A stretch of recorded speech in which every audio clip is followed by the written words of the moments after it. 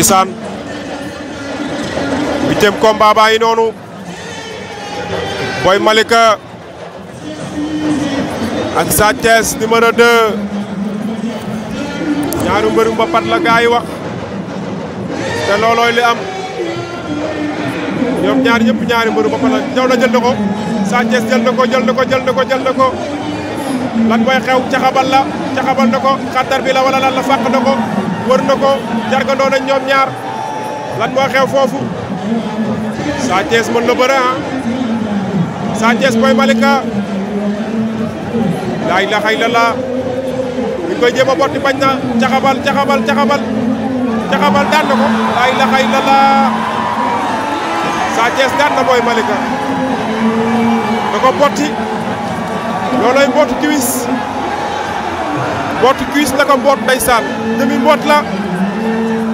Sa Thiès daan na Boy Malika jël bu rëy ndeysaan Boy Malika jugal Sa Thiès daan na ko jël bu rëy allahu akbar mi daa nañ ba commencé waat appliqué yëmbal la nekk yëmbal asek na appliqué Karbala Pikine ndeysaan Karbala appliqué daw na jël na ko appliqué moo ëpp maas tuuti appliqué moo ëpp maas tuuti appliqué Karbala moo wan ginnaaw appliqué leen jàkkaar lool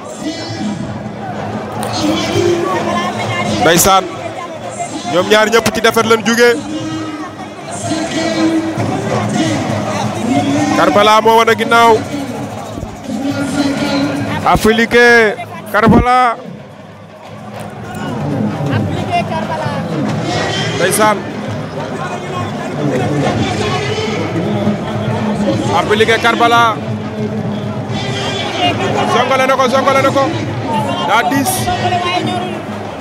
appliqué daa diis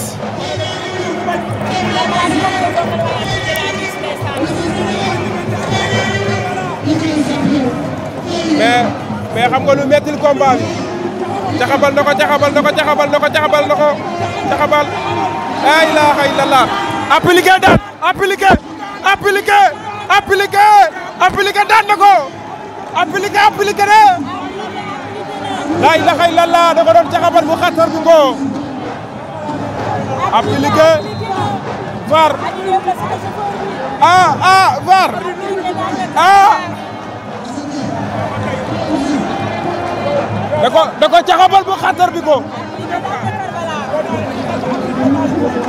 da ko caxabal bu xatar bi ko est-ce que VAR am na ci yoon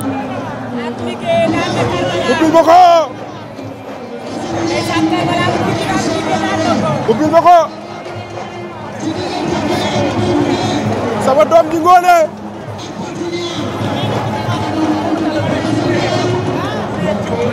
da ngay dem VAR ñoom ñaar